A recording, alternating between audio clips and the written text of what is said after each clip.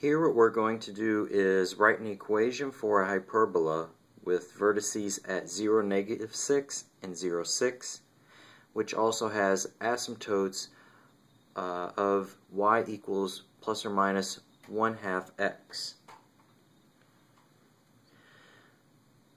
Since the vertices have 0 in one of the components, particularly in this case the x, we can determine that this hyperbola is going to be either on the x-axis or on the y-axis. In this case, this hyperbola will have a transverse axis, which is going to be on the y-axis. We can determine that because of the fact that the vertices have the y value components to them, and 0 for the x values. And the vertices are where the hyperbolas are going to open up and open down. So we can then determine that this equation of this hyperbola is going to be of the form y squared over a squared minus x squared over b squared, and it equals 1. Now we need to figure out what a and b are to complete this equation. Well, a hyperbola of this form is going to have asymptotes of the form y equals plus or minus a over bx.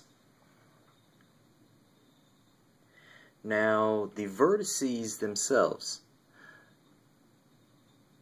we have as 0, 6 and 0, -6. Well, this is 0a, 0, -a. So we know that a squared is going to equal 6 squared, or -6 squared, so a squared equals 36 overall. Now, if the asymptotes are of this form, but we're given y equals plus or minus 1/2 x, we sort of might question ourselves and say, well, wait, is a going to be 1, or is a going to be 6?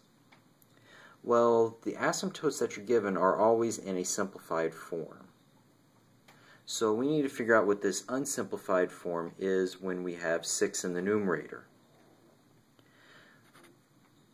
So we have already y equals plus or minus 1/2 x, and we want to unsimplify it where we have y equals plus or minus 6 over we don't know x.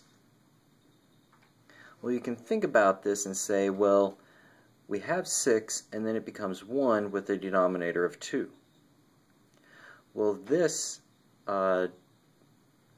equation of the asymptotes we have here is going to be 6 times this one.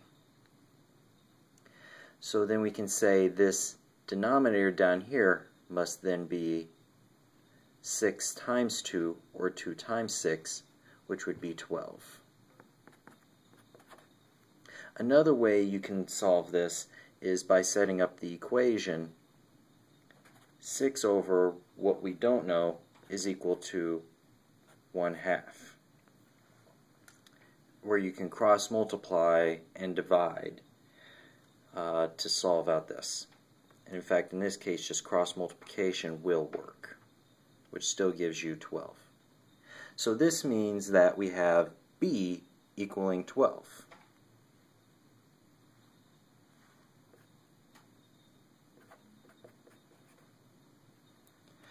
So for our formula, we need to find b squared.